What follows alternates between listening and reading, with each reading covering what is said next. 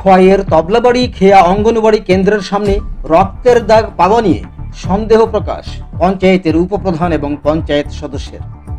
নেশাখোর যুবকদের দিকে অভিযোগের আঙ্গুল তুললেন এলাকার পঞ্চায়েত সদস্য তথা ওবিসি মোর্চার মণ্ডল সম্পাদক শিশির দাস তবলাবাড়ি গ্রাম পঞ্চায়েতের উপপ্রধান সূর্যকুমার নাথকে পাশে নিয়ে।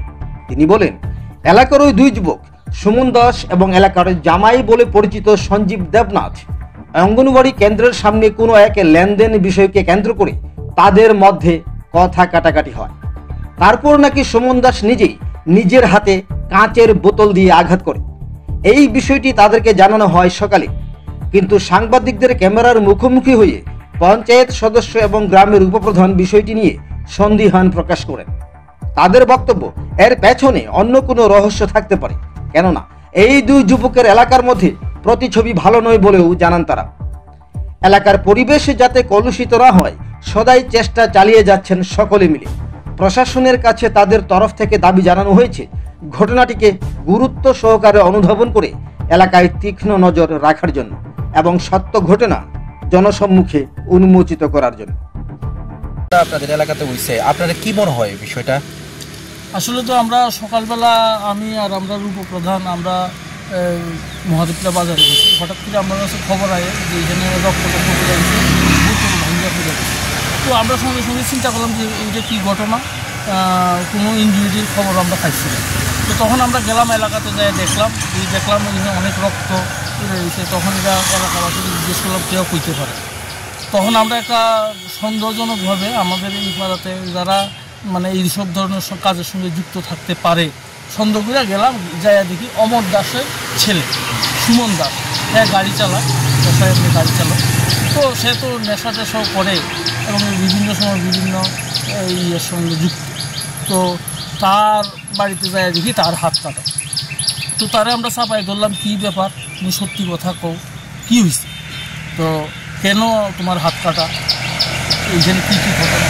তখন হ্যাঁ আমরা কাছে বললাম যে সঞ্জীব দেবনাথ, এও গাড়ি চালায়, সঞ্জীব দেবনাথ 32-35 বয়স এরকম বলব। এটা আমাদের এলাকাতে আমাদের এলাকার মেয়ের বিয়ে করছে, বাড়ির চেপে। তো এইখানে আর কিছুদিন যেটা থাকে। তো তারা দুজনের মধ্যে টাকা পয়সা নিয়ে কথা কাটাকাটি, কিসের টাকা কী আসল বিষয় সেটা আমরা কইছে না। তো টাকা পয়সা নিয়ে কথা কাটিয়ে দিলে হ্যাঁ নিজের হাতে সুমন দাস নিজের হাতে নিজের বোতল ভাঙ্গিয়া হ্যাঁ নিজের শরীরে আঘাত করছে। হ্যাঁ বক্তব্য এটা, তার বক্তব্য। কিন্তু আমাদের মনে হইতেছে যে এটাই সীমিত না, আরও অন্য ঘটনা এটার সঙ্গে থাকতে পারে, এটার সঙ্গে সংক্রান্ত ঘটনা থাকতে পারে, বা অন্য ধরনের নেশার সামগ্রী নিয়ে তাদের মধ্যে কোনো কিছু হয়েছে, এরকমও হইতে পারে। কারণ যেই দুজনের নাম এখানে আছে তারা কেউই আমরা এলাকাতে ভালো গুডবুকে তাদের নাম নেই, গুডবুকে তাদের নাম নেই। তাদেরকে আমরা যথেষ্ট সন্দেহ চোখে দেখি। এরা বিগত সময়েও এরা বিভিন্ন খারাপ কাজের সঙ্গে লিপ্ত তাদেরকে আমরা পাইছি, দুজনেরই কাছে। তো অতএব আমি এটাই চাবো যে আপনাদের মাধ্যমে প্রশাসনে যদি খবরটা যায় তাহলে প্রশাসনিক স্তর থেকে এটা খোঁজখবর নেওয়া দরকার।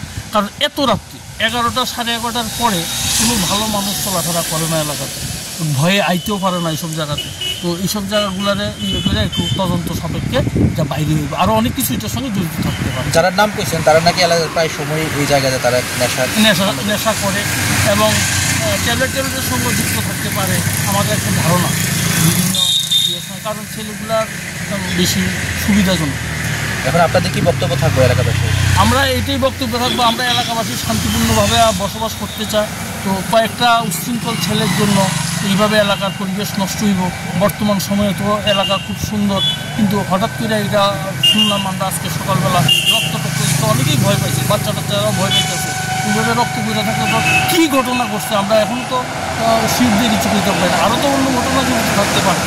এটি আমরা চাই শান্তিপূর্ণ এলাকা, শান্তিপূর্ণ। যেখানে রক্তের চাপ পাওয়া গেছে ওই জায়গাটা কোন জায়গাটা? এটা আমাদের অঙ্গনাদি স্কুলের সেন্টারের সঙ্গে, বাচ্চারা এখানে পড়াশোনা করে, স্কুলের নামটা কি জানি, খেয়া অঙ্গনাদি পার্শ্ববর্তী, এখানে জল কলের সামনে, এখানে রক্ত মাখা, এখানে স্কুলের স্টুডেন্ট আসে, সকালবেলা পড়াশোনা করতে আসে বাচ্চারা। তো সকালবেলা এইসব অবস্থা দিতে তো আমরা ভয় পাই।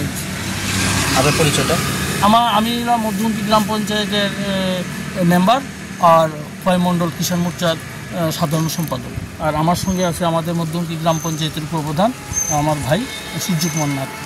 Thank you. খোয়াই থেকে নিজস্ব প্রতিনিধির রিপোর্ট, ত্রিপুরা পাইওনিয়ার।